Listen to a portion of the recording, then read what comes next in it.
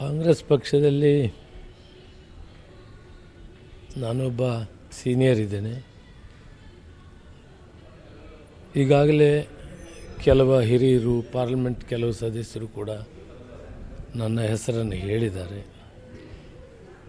ಸೋನಿಯಾ ಗಾಂಧಿ ರಾಹುಲ್ ಗಾಂಧಿಯವರು ತೀರ್ಮಾನ ಮಾಡ್ತಾರೆ. ಅಂತಿಮವಾಗಿ ಹೈಕಮಾಂಡ್ ಅವರು ಅವಕಾಶ ಮಾಡಿಕೊಟ್ರೆ ಕೆಲಸ ಮಾಡೋಕ್ಕೆ ತಯಾರಿರ್ತೀನಿ.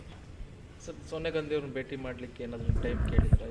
ಇಲ್ಲ, ಸೋನಿಯಾ ಗಾಂಧಿಯವ್ರನ್ನ ಭೇಟಿ ಆಗೋದಿಲ್ಲ. ಇವತ್ತು ನಾನು ನಮ್ಮ ಕ್ಷೇತ್ರದಲ್ಲಿ ಒಂದು ಕಾರ್ಯಕ್ರಮ ಇದೆ, ನಾನು ಹೊರಡ್ತಾ ಇದ್ದೀನಿ. ಮತ್ತೆ ಇನ್ನೊಂದು ಸಾರಿ ಬಂದಾಗ ಭೇಟಿ ಆಗ್ತೀನಿ. ಹಿಂದೆನೂ ಕೇಳಿದ್ರಿ ಸರ್, ಅವಾಗ ಅವಕಾಶ ಸಿಕ್ಕಿರಲಿಲ್ಲ. ಈಗ ಸಿಗ್ಬೋದು ಅಂತ ಏನಾದ್ರು ಹೋಪ್ಸ್ ಇದೆಯಾ?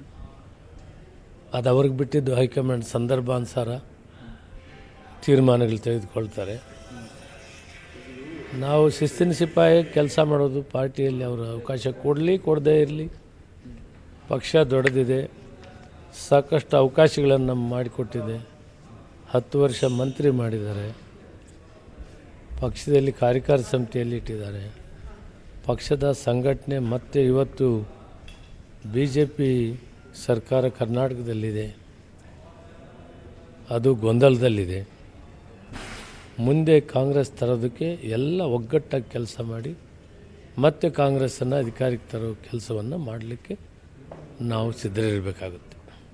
ಸರ್, ಈಗ ಒಂದು ಕಡೆ ದಿನೇಶ್ ಗುಂಡೂರಾವ್ ರಾಜೀನಾಮೆ ಕೊಟ್ಟಿದ್ದಾರೆ, ಇನ್ನೊಂದು ಕಡೆ ನೀವು ಹೇಳ್ದಂಗೆ ಗೊಂದಲ ಇರೋದ್ರಿಂದ ಯಾವತ್ತು ಏನು ಬೇಕಾರಾಗ್ಬೋದು ಅನ್ನೋ ಪರಿಸ್ಥಿತಿ ಇದೆ. ಸೊ ಹಾಗಾಗಿ ಈಗ KPCC ಬದಲಾವಣೆ ಮಾಡೋಕ್ಕೆ, ಪಕ್ಷ ಕಟ್ಟೋಕ್ಕೆ ಭಾಳ ಅಗತ್ಯ ಅಲ್ವಾ ಸರ್?